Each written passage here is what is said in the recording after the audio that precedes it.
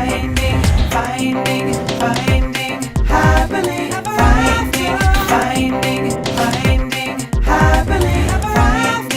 finding happily. On our last episode, I've never really ended relationships. I lived with a woman who was 17 years older than myself for almost 30 years. There's a fear of what other people will think, you know. There's insecurities. Why didn't this work? As a man, why couldn't I make this work? There's more responsibility. I do feel that way. Mm-hmm. That is definitely the happily ever after facade. You take responsibility for Absolutely. Absolutely. Even though there's two of you involved. Absolutely. And I think that's very important in relationships, that people see the world the same way pretty much. So this woman who you got along with great and everything was beautiful and wonderful, she got up and picked up and left you to go live with somebody else. No, she didn't leave to go live with somebody else. She went to leave and live with her daughter and her son-in-law. Well, now that we've heard from our inside panel and guests, let's take it to the streets to Ian Hutton, another of our relationship specialists.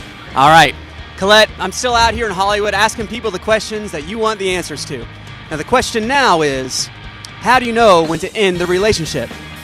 Pretty much, you'll know there's a separation, you know there's a distance going on. You know that pretty much you'll feel it within you guys, because you guys all obviously felt something to get together. So what Danny is saying is that it's just instinct? There's instinct, but there's also clues also. Now what would those clues be, Danny? There's just so many. I mean, different people live different lives, so everyone's different. There could be different clues. Fair enough. Back to you, Collette. Thanks, Ian. Phil, we want to get a little bit more into the aspect that you spoke about. You never ended a relationship, but your relationship ended. Did your relationship end, or are you still in the relationship? No, it didn't end. We're still great friends. But I'm in the process now of beginning a new relationship, and I'm taking it very slow because I would like for it to work out well. So one of the things you said earlier was that you were in this relationship and this relationship didn't end, but she chose to move in with her daughter Yes. and son-in-law. Yes. Okay, now we all have mothers and we love our mothers, but for a woman to choose to live with her daughter, that relationship is over. I'm sorry.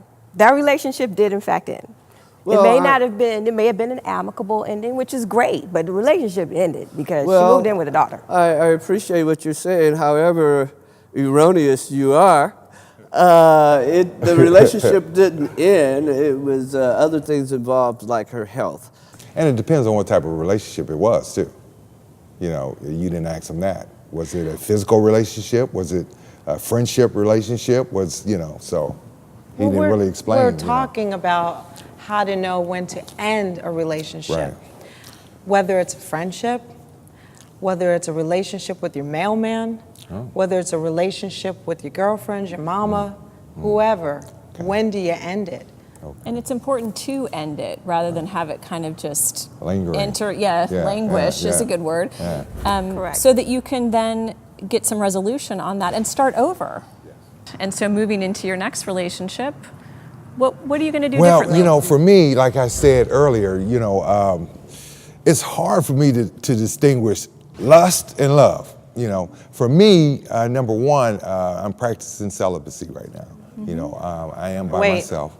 What brought that on? So you go from knowing when to end a relationship and not having sex? Absolutely. Absolutely. Interesting. Absolutely. What do you think that means, Absolutely. Dr. Holly? I think he's giving himself some space to figure it out, to figure out what's the difference between lust and love, and giving yourself a little time to do that. I think it actually makes sense. Absolutely. It's it's brave for a man, I think, in particular in this culture, to say that's what I'm doing right. And that's what I'm doing right now. It's hard. It's hard, you know, but that's what I'm doing. Like I said, for me, it's hard to distinguish between that. And when I get physical with a woman, and I'm a physical person, you know, I love to touch, I love to hold, kiss, I love to hold, I love to give massages, I love all that, you know. Women so, be calling the show, can I have this number? hanging on the chandelier and all that. That's you know, a great idea to do that, to take that break. And because if you're a person that is affectionate and that's something that's important to you, it is very difficult. It's difficult for men and women. A lot of times you love the way somebody makes you feel, you know, at night, but then during the day you can't even have a conversation with them. Right. So. And it's hard for me, like I said, I'm reiterating, it's hard for me to distinguish between the two. It really is at this point. I think it's important to take your time and get to know who you are and expound off of that. I think we rush into relationships. We sleep with someone that we don't know, and then we expect for, to run off into the sunset and live happily ever after. But I think finding your happy comes when you start to focus on your inner self. It's well said, and I think back on our original topic about knowing when to end a relationship, and I think that kind of journey, that sort of self-exploration and that exploration with another person without the sexual stuff getting, kind of clouding things, enables you to know, okay, this is the right relationship, and hopefully you won't then have to end it, or at least you'll have better clarity if you start to realize, okay, this is not quite right and I do need to end it.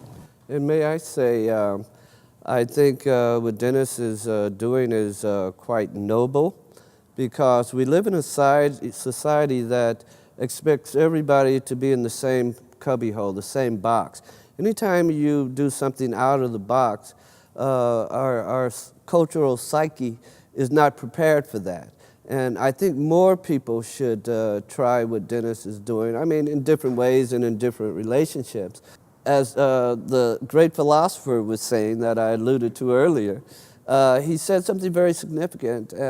He said, and I quote, "The will to reproduce is the paramount thing that every organism does on the planet." And who is this philosopher? The philosopher's name is Arthur Schopenhauer. Leah, any final thoughts for you? I think what was brought up, that it's good to know when a relationship is over, that ambiguity is not the order of the day. You need to have a clear sense of the ending, and then to take time to reevaluate what you need for your next relationship by spending time getting more centered, focusing on yourself is good. And a good way to do that, I think we all agree, is celibacy. There's no negative in doing that. So, when we're speeding down the highway of life, it's easy to miss the exit sign. In situations like this, our lack of action is usually based on fear. Fear of being alone, fear of what people will think, and so on. Love and fear cannot occupy the same space at the same time.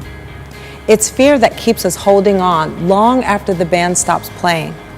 When we release the fear, we free ourselves up to let go of the relationships that are toxic, draining, or are simply not nurturing us in the way that we need to be nurtured. I'm Collette G. Thanks for watching. Join me for the next episode, and let's take the journey together.